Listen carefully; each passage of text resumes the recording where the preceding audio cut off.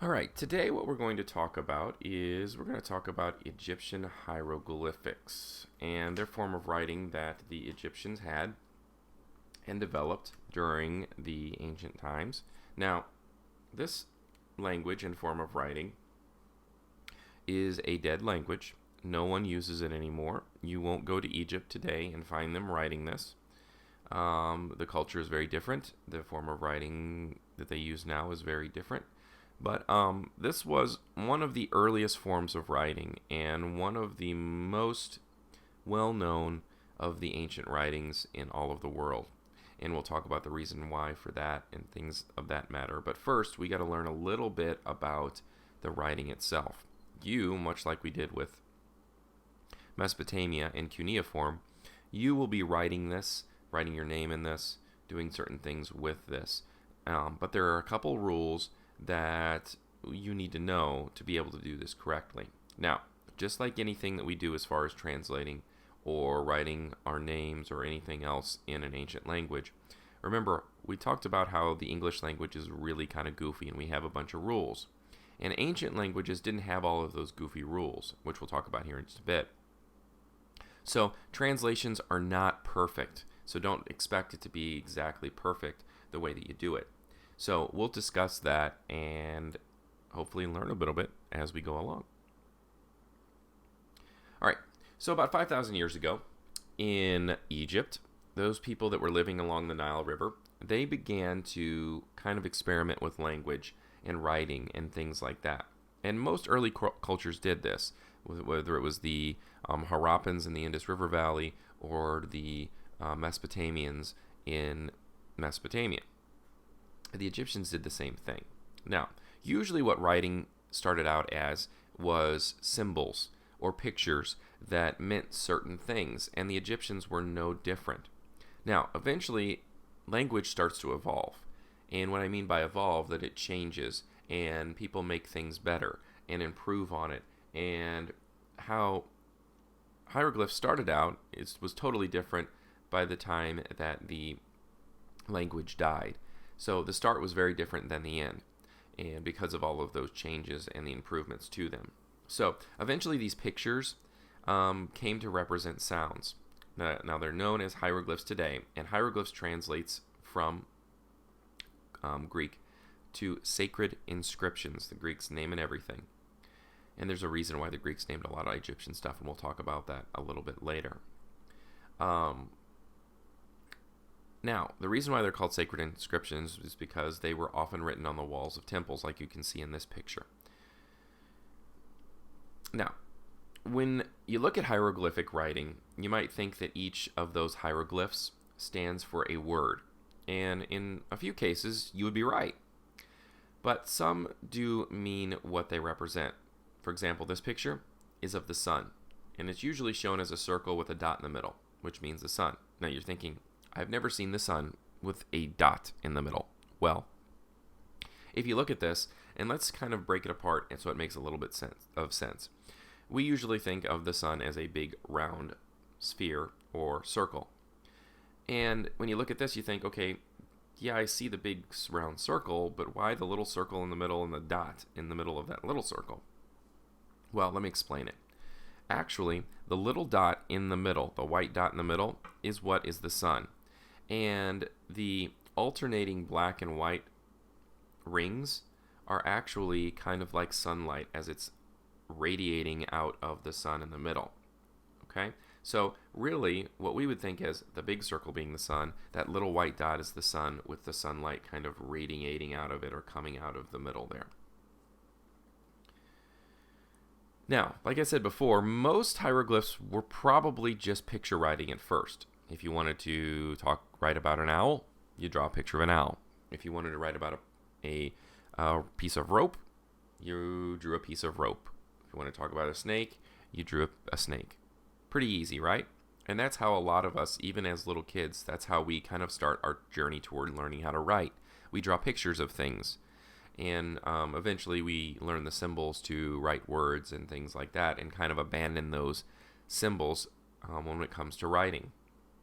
And that's kind of how the Egyptians did their writing as well. But they came into having some little bit of problems. There's only so many symbols that you can use, so many symbols you can draw. Like, for example, like verbs, action words. How do you draw that? How do you draw certain things? How do you draw the verb see? Well, you could draw an eye, but how do you specify if you meant I'm talking about someone's eye or to see? And that was kind of tough. So what they had to do is they started making those symbols instead of, say, drawing a symbol for an owl, meaning an owl, it meant a certain sound. And that's called phonetics. And we've talked about phonetics before. So the symbols started to represent sounds, just like our letters do too. So if they were trying to describe an action, instead of drawing an eye for like to see, they would actually spell out the word see. That way you knew that it was an action word. Okay? And most of the time what you'll see now for Egyptian writing with hieroglyphs, they spell out spoken words. Now, there are 24 hieroglyphs that represent single sounds from the ancient Egyptian language. And as you know, by how many letters we have in our alphabet, those numbers don't match up. And here's the reason. Then it goes way back to how I've often talked about how the English language is one of the most complicated and ridiculous languages in all of history because of all the rules. And we've talked before about how we have symbols, our letters, for sounds. And sometimes we have many symbols for the same sound, which really, if you think about it, it makes no sense. Why do we need the symbol of the letters PH to make a F sound when we have an F that makes that same sound? Or why does the letter Y have the sound of an I when we have the symbol for I that makes that same sound? It's kind of ridiculous. And the ancient languages, including hieroglyphics, didn't have multiple symbols for multiple sounds. They had one symbol for one sound, and they were done. And that really makes a lot more sense. So that's why they only have 24 hieroglyphs that represent sounds, and ours are more. Now, these would translate into like our alphabet. And like I said before, with translations of ancient languages, it doesn't translate perfectly. Nothing ever does. So if you look at this example, the owl hieroglyph stands for the sound that an M makes, not for the word owl. The basket in the next example, hieroglyph stands for the sound K, not for the word basket.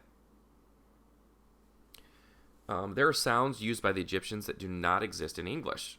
So there were sounds that they used that we don't use in our English language. And some of our sounds don't exist in Egyptian. For example, Egyptians could not hear the difference between the F and the V, or between R and L. And that seems kind of weird, but that's how it was. So when you're doing some of your writing, you may take this into account, as rough as it may seem. Now, when you're doing your writing, I don't expect you to be perfect with your hieroglyphs. And grades won't be taken off, points won't be taken off if you don't get it exactly right. I don't expect this. You're not an Egyptologist. I don't expect it, so don't freak out. The Egyptians also have no sound for the TH sound, the th sound. Remember, there are two of those in the English language. The first is the TH sound you would hear in words like this, the, and other. The second is the TH sound that you hear in like three, throw, both. To represent those sounds, we use hieroglyphics that have no equivalent in English. They're kind of like leftover hieroglyphics that really have no meaning to us in English. So since they have no meaning to us in English, we took those and used those for TH sound. There are also some English letters that sound like other letters, like I had said before. Like the C in cat sounds like a K, and in the word scent, the C sounds like S. So this is what you would need to do for those. We'll talk more about this, and I'll guide you through this a little bit more when you start writing your name in hieroglyphics. Now, another thing.